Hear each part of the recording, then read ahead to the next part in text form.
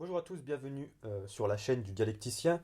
Nous allons répondre à la question aujourd'hui, faut-il aller chercher des femmes ailleurs, puisque il semble qu'il serait très difficile de trouver des femmes pour nous, jeunes mâles hétérosexuels d'Europe, hein, ou de France en tout cas, puisque c'est quelque chose que je vois dans les milieux nationalistes, hein. J'ai vu qu'effectivement, il y a cette idée qui se développe, notamment autour, disons-le, du personnage de Daniel Conversano, que je vois faire son petit bonhomme de chemin sur les réseaux sociaux, et qui propose, à travers une espèce de structure qu'il a montée, de faire rencontrer des jeunes nationalistes français, à des jeunes nationalistes français, des femmes d'Europe de l'Est. Soi-disant, ça serait une forme alors, il présente ça comme comment dire, comme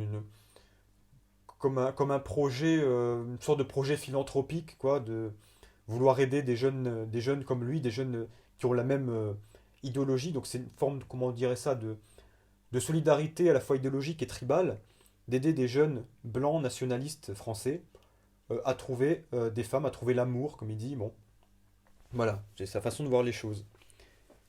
Je vais expliquer pourquoi je pense que ça n'est pas une bonne solution, ça n'est pas une bonne stratégie de ce point de vue-là, et pourquoi effectivement c'est pas ce qu'il y a à faire. Voilà, je veux dire, si vous êtes nationaliste français et que vous voulez.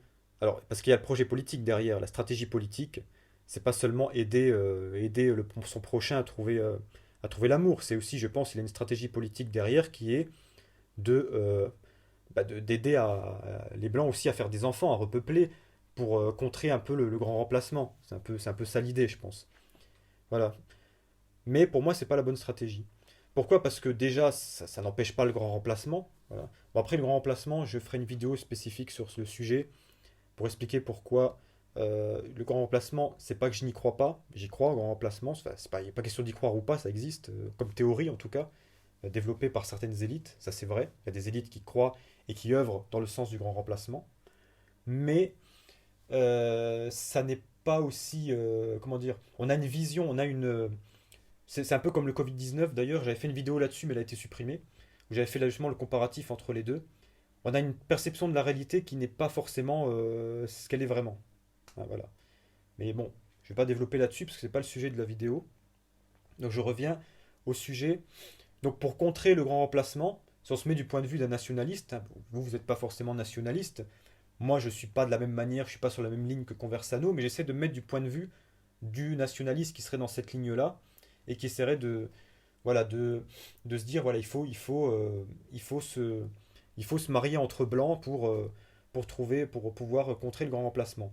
Le problème, c'est qu'effectivement, il devient de plus en plus difficile pour un blanc hétérosexuel occidental d'aller conquérir la femme blanche hétérosexuelle occidentale, surtout dans les villes modernes, etc. Les rapports sociaux sont de plus en plus difficiles. Et, c'est pas évident, ce qui existait à l'époque, qui était typiquement français, ou, enfin, français ou italien aussi, c'est la drague, hein, notamment la drague de rue, tout ça, aujourd'hui, c'est complètement dépassé. C'est plus possible. Et avec tout le balance ton port, etc., c'est vrai que ça devient un vrai problème. Et ça, j'en ai déjà parlé dans d'autres vidéos. Mais la solution Conversano, pour moi, n'est pas une bonne solution, dans la mesure où. Alors, c'est pas pour clasher Conversano, c'est un mec qui a l'air sympa, tout ça. Bon, après, moi, je trouve pas que ce qu'il propose comme contenu dans ses vidéos soit très intéressant. J'ai regardé un petit peu ses vidéos qui sont un peu longues et qui, bon, à part, il fait un petit peu le clown, il fait un peu, voilà, il amuse un peu la galerie. Il fait beaucoup de clash comme ça, mais c'est stérile du point de vue contenu vraiment politique. Il n'y a pas grand-chose, quoi. C'est pas, voilà, c'est plus de l'animation nation, on va dire. C'est pas vraiment au niveau du fond, je vois pas ce qu'il apporte vraiment. Alors lui, il essaye de vouloir apporter en disant, je vais aider des jeunes blancs nationaux à trouver l'amour en Europe de l'Est. Bah, pour moi, c'est pas. Alors, je pense pas qu'il soit, comme certains l'ont dit, un proxénète. Voilà, je vois pas du tout un proxénète. Après, je sais pas si les gens pour qui il travaille sont des proxénètes, j'en sais rien. J'ai pas été vérifié, mais je m'en fous. Le problème, c'est que la stratégie ne tient pas. La stratégie ne tient pas, et quelque part, ce qui me dérange, c'est aussi c'est qu'il entretient une illusion là-dessus. Parce que déjà, il entretient une illusion de l'amour, comme si effectivement il suffisait de s'adresser à une agence, à un intermédiaire, et qui vous présenterait des femmes à l'autre bout de l'Europe dont vous pourrez potentiellement tomber amoureux. Ça marche pas comme ça. Euh, et puis, euh, et puis en plus, je veux dire, c'est quelque chose, il a rien inventé, parce que c'est quelque chose qui existe déjà depuis très longtemps. Je veux dire, moi, quand j'étais gamin, déjà, on envoyait des jeunes hommes célibataires aller chercher, qui avaient un certain niveau de fric, parce que c'était pas donné quand même, aller chercher des femmes en Europe de l'Est, en Russie, en Ukraine, c'était très courant. Et effectivement, parce que ça était déjà un problème dans les années 90, quand j'étais gamin, ça existait déjà. Après c'est quelque chose qui s'est développé après la chute du bloc de l'Est, hein. De ce point de vue-là, il n'a rien inventé. La seule différence, c'est vrai, c'est peut-être qu'au moins il permet de le faire à des gens moins fortunés. Voilà, c'est possible. Mais, euh, mais bon, le problème est toujours le même, c'est que ça règle pas le problème qui existe, je vous dis, depuis longtemps, de la difficulté de pouvoir à un moment donné rencontrer l'amour en France et dans les pays développés en Europe, où ça devient de plus en plus difficile.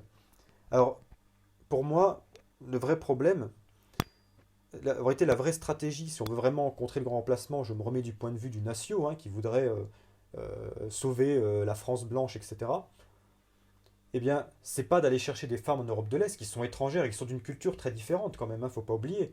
Une Russe, c'est pas une Française, hein, sur aucun point, hein.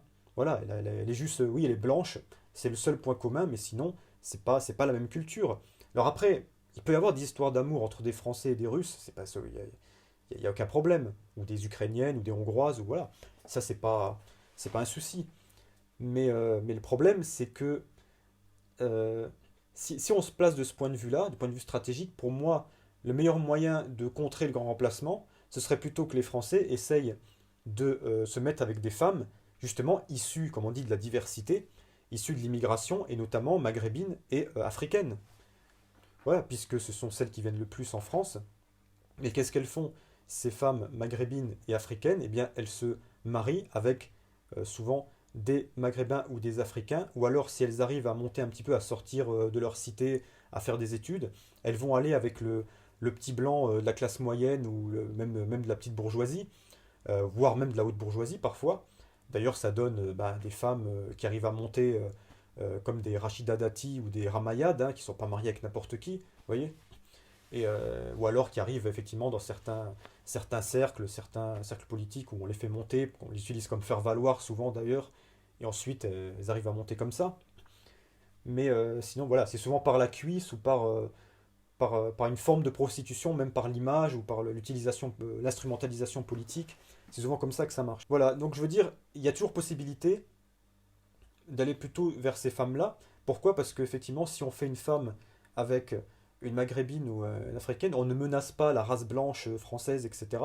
Parce que au contraire, on lui apporte un ajout génétique qui va la fortifier, qui va la renforcer. Voilà. Et on ne va pas, justement, on va contrer le grand remplacement, puisque chaque femme étrangère qui va se marier avec un Français ne se mariera pas avec un étranger. Parce que généralement, les femmes arabes qui n'arrivent pas à trouver ou qui sont sous la pression familiale, etc., à un moment donné, qui veulent se marier, qu'est-ce qu'elles font? Elles vont chercher un mec au bled et elles le ramènent en France. Et après, ils font plusieurs gosses.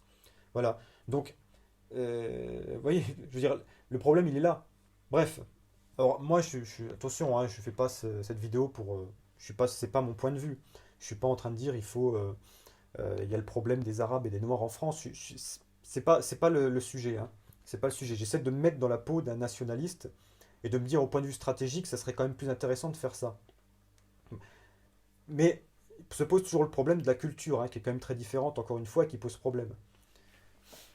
Alors, vous voyez, c'est un problème assez complexe et j'ai l'impression que Daniel Conversano essaye de le résoudre d'une manière un peu simpliste en disant bah, je vais vous faire rencontrer des filles de l'Est, vous allez voir, c'est cool, et puis voilà, elles sont pas trop chiantes. Bon, non, c'est pas comme ça que ça marche parce que c'est pas forcément l'amour, déjà ça se commande pas comme ça, c'est pas on commande l'amour comme ça, c'est comme les sites de rencontres, la plupart du temps ça mène à rien. Et en réalité, ce qu'il faut, c'est surtout réapprendre aux jeunes Français à, à draguer, à aller voir, mais en réinventant par l'intelligence aussi de nouvelles formes de drague qui soient plus adaptées à la situation actuelle. C'est clair que on ne peut pas, moi-même, voilà, je sais parce que j'ai été un petit peu dragueur, mais moi je l'ai adapté, c'est-à-dire que j'ai pas fait de la drague de rue comme Alain Soral dans les années 80. Hein, j'ai essayé de réadapter ça à mon époque, à ma problématique. C'est-à-dire, il faut poser la question où est-ce que j'ai plus de chances de rencontrer des femmes disposées à la drague, justement, dans quel cadre ça peut se faciliter, etc. Il faut trouver l'endroit, mais qui soit adapté à sa propre problématique, et non pas l'endroit où tout le monde va. C'est-à-dire que si on pense bêtement, on dit bah, je vais en boîte puis je vais draguer des meufs. Non, c'est pas comme ça. Ça, c'est penser bêtement. Euh, Moi, par exemple, en boîte, ben, ça marchait pas parce que c'était pas l'endroit propice pour moi. J'ai découvert qu'il y avait d'autres situations où c'était mieux. Et c'est pareil quand on regarde aussi le travail que fait Stéphane Edouard, par exemple. Un Stéphane Edouard, il peut vous donner les outils méthodologiques nécessaires pour euh, comprendre la psychologie féminine, et à partir de là, adapter on va dire, votre technique pour pouvoir rencontrer des femmes, parce que c'est comme ça qu'on rencontre l'amour. C'est plus on drague, plus on rencontre de femmes, et plus on aura la possibilité à un moment donné d'en rencontrer une qui sera la femme qui sera compatible avec nous, avec qui on pourra envisager quelque chose de sérieux. Voilà. Et donc, ben, se marier, des gosses, etc. Et donc faire ce que Conversano nous propose de faire en allant chercher des filles dans les pays de l'Est. Des femmes, il y en a en France, il y en a suffisamment. Il a prétendu qu'il y avait une sous-représentation des femmes en France. C'est pas forcément vrai, mais c'est pas le problème. Des femmes célibataires, des femmes disposées, des femmes disponibles, il y en a suffisamment en France. Il n'y a pas besoin d'aller chercher dans les pays de l'Est.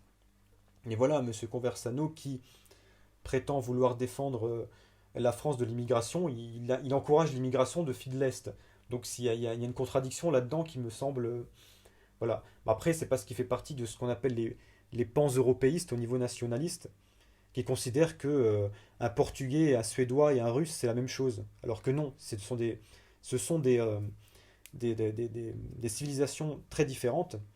Et en réalité, je veux dire, il y a parfois plus de similitudes culturelles entre un Marocain et un Espagnol ou un Italien ou un Portugais qu'avec un Finlandais, vous voyez. Mais c'est une réalité, parce qu'il y a un peu, on va dire, la mentalité méditerranéenne qui n'est pas la mentalité du Nord, qui n'est pas la mentalité slave. Vous voyez, il y a des choses différentes.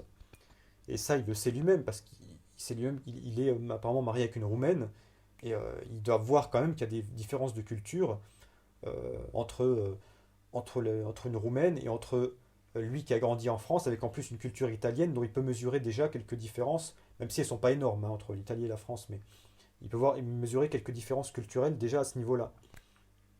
Et donc, c'est pour ça que pour moi, cette stratégie n'est pas bonne.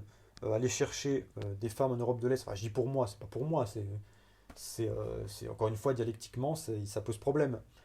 Parce que ça ne tient pas, simplement. Ça ne tient pas, ça ne tient pas debout. C'est pas une solution ni sur le plan stratégique, ni sur le plan purement politique ou purement ethnico-racial. Vous voyez, ça n'a aucun sens sur aucun plan. Donc voilà, je pense simplement que je suis pas là pour clasher, pour dire, voilà, je dis simplement que pour moi, ça me semble tout à fait incohérent et qu'il faut mettre en place une autre stratégie. Je préfère plutôt aller voir du côté du travail de Stéphane Edouard, qui fait un travail tout à fait intéressant pour aider justement à mieux améliorer les rapports entre les hommes et les femmes, ou même ce que faisait Soral à l'époque, mais il faut l'adapter au contexte d'aujourd'hui. Voilà. Je pense avoir fait le tour sur cette question. Donc n'hésitez pas à commenter, n'hésitez pas à vous abonner aussi si vous avez apprécié cette vidéo, et n'hésitez pas à donner votre avis. Est-ce que vous avez aimé ou est-ce que vous n'avez pas aimé mon analyse? Et voilà, le sujet, voilà, le questionnement est ouvert. Les Conversano, s'il veut parler de l'Europe, c'est intéressant, on pourrait parler un petit peu de l'Espagne, sujet que je connais bien parce que j'ai écrit un bouquin dessus. Et, parce que je pense qu'on n'aurait pas, on aurait justement des points de vue assez divergents qui seraient intéressants de confronter. C'est pour ça aussi, je vois qu'il y a de plus en plus de jeunes, surtout des gens très jeunes, qui suivent Conversano, qui sont sur sa ligne. Et moi, je pense qu'il faut avoir un vrai débat là-dessus, parce que cette ligne-là, pour moi, n'est pas la bonne. Voilà, n'est pas la bonne parce qu'elle comporte beaucoup de contradictions qu'il faut soulever. Et moi, je suis là en tant que dialecticien, je suis là justement, je vous ai dit, la dialectique, c'est soulever les contradictions, essayer de les dépasser. Donc, je vous propose d'essayer de les dépasser ensemble. Donc, le débat est ouvert. Voilà. Au revoir à tous et à bientôt pour une prochaine vidéo.